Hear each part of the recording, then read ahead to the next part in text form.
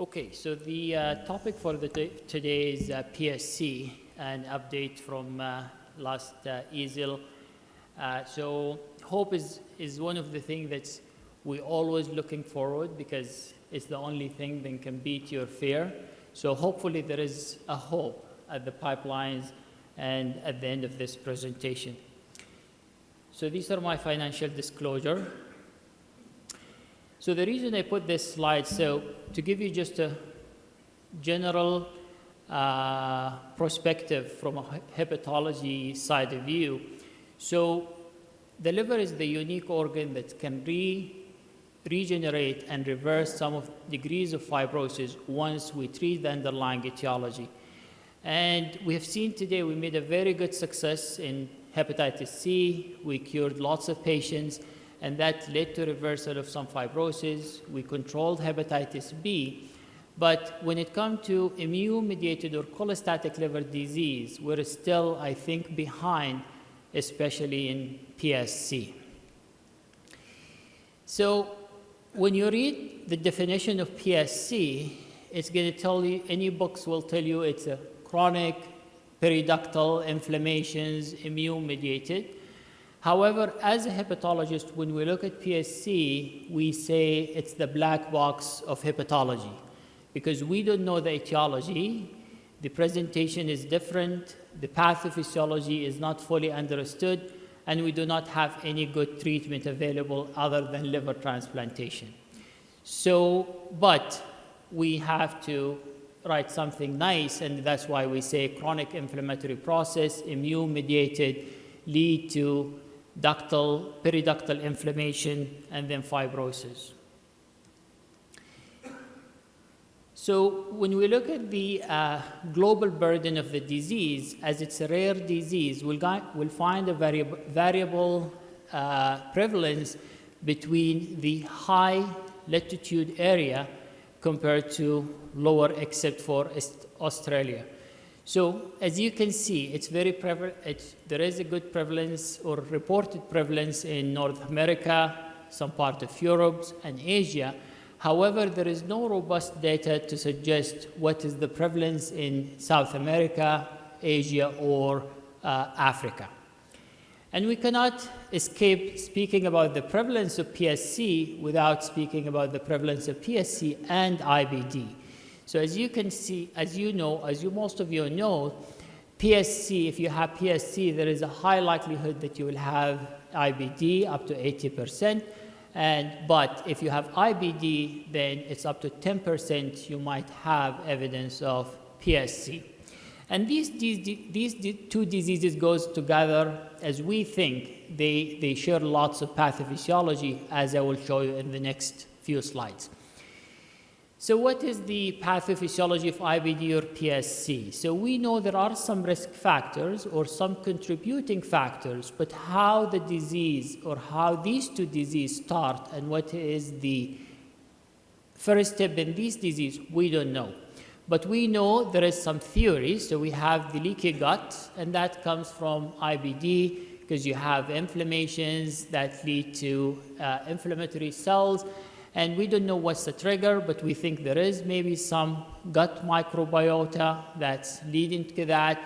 There is also some genetic factors contributing, and then there is some bile acid interaction or imbalance in the bile acid hemostasis. When we look at molecular level, what is happening at the level of the bile ducts? So there is definitely a preclinical state. And that's when you have all the risk factors, including the genetic factors, the inflammatory factors. Then the second stage, the progressions or the presence of what we call the change in the interaction between the immune system and the bile ducts, which will lead to the maladaptation from the tissue, and that will lead to fibrosis and progressions of the disease, leading to cirrhosis and decompensation. So how do we diagnose this? So in 2021, the international group, PSC study group identified the diagnostic criteria. So PSC is a radiological diagnosis. It's either by MRCP or ERCP. You have a definite large duct PSC if you have compatible finding on imaging plus one of the three findings. Probable PSC if you have the typical finding on imaging plus at least two of these criteria, no criteria, or two criteria if it's equivocal. And then the last group, which we diagnose based on liver biopsy, small duct PSC. Small duct PSC has usually better prognosis, but some people, they think it's an early stage of large duct PSC, and 30 to 50% can progress to large duct PSC from small duct PSC. So let's look at the natural history of PSC. And I put PSC, IBD just to show you these two diseases does not correlate together.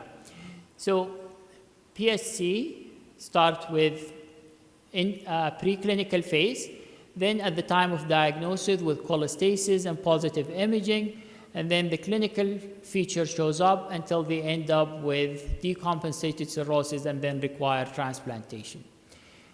IBD doesn't go the same way. IBD goes up and down, and as you can see, the correlation between disease activity is different. The key feature here is I want you to focus on how important progression in fibrosis is the key is with the progression of PSC. The higher the fibrosis or the progression to cirrhosis is the main leading of decompensations and need for liver transplantation. And when we look at risk stratification, there are three major risk factors that we look for. So high ALP more than 1.5, the upper limit of normal, total bilirubin, and liver stiffness more than 9.9 or 10 kilopascal. So these are the three major factors that can tell you these patients will have poor prognosis. So back to the pathophysiology, because I like to connect the pathophysiology with the treatment, because that's how we can attack or target the disease. But before we talk about the available treatments, I just want to make sure that screening for cancer surveillance for cancer is more important than treating the disease as for now, because as we don't have any treatment yet. But up to 34% of patients with PSC dies from cholangiocarcinoma, and then 15% die from colorectal cancer. So screening for these malignancy is definitely, you can change the natural history of this disease. So let's go back to targeting the disease itself. So there is 4 pathophysiology that we think. One is the bacterial dysbiosis, and that's by targeting the IBD and antibiotics. The second part is the immune system, targeting the immune system. Then the third part, which is the main target that I'll focus on, is targeting the bile duct hemostasis. And then the last one is antifibrotic agents. So here are some drug classes that are available in targeting these different bile hemostasis mainly. So we have the PBAR agonist, which I'll talk about. And then we have the deoxycholic acids, which also I'll talk about. And then we have FXR agonist. I will not talk about this one, or the other available targeted treatments. So let's start with, so this is a list showing some of the drugs in phase 2, phase 3 trials. But as I mentioned, my main focus will be nordeoxycholic acid and the fibrate family. So we know ursodeoxycholic acid, it's a very benign drug, well tolerated, does change the transplant-free survival in patients with PBC. However, in PSC, we don't think it does the same job. We know it does improve the biochemical profile, as it does create a barrier, or what we call biliary bicarb umbrella, which protect from the damage from the toxic bile acid. But with PSC, it does improve the biochemical profile, but it does not change the natural history of PSC. Nordeoxycholic acid, it's an engineered bile acid. It does what we call shifting. So it does increase, if you follow the bile acids, it does increase the hepatocytes to excrete the bile acid as well as the cholangiocyte to export bile acid, and it gets excreted either through stool or through kidney. So it does show better result with PSC compared to orthodeoxycholic acid. So this is an abstract presented at last EASL, which looked at 300 patients with PSC, 1,500 milligram of norcholic acid compared to placebo, with the primary endpoints ALP less than 1.5, upper limit of normal. So the result showed, if you look at primary endpoint, there is 15% compared to placebo, and primary endpoint without orthodeoxycholic acid, 23% compared to 0, which was statistically significant. But the main two things, which is stage improvement, 25% compared to 10%, and then worsening of fibrosis, 20% versus 40%. So the conclusion from this study, or conclusion from this abstract, it tells that nordeoxycholic acid or norcholic acid, it does work better than orthodeoxycholic acid. It does improve the biochemical profile, and it does slow down the progression and sometimes or can improve the stage of fibrosis. Now let's shift gears to the next family, which is the B-bar family. So we have three members of this family. We have the Silidal-bar, which is selective delta B-bar agonist. We have elafibranor, which is alpha and gamma B-bar agonist. And we have the BAM B-bar agonist, which is fenofibrate. Silidal-bar, we know, it's been approved as a second line for PBC. PSC, as far as I know, and as far as when I communicated with, there is nothing seems to be in the pipeline for PSC. When it's elafibranor, it's approved as a second line for PBC, and I'll go through in the next few slides about the data with elafibranor and PSC.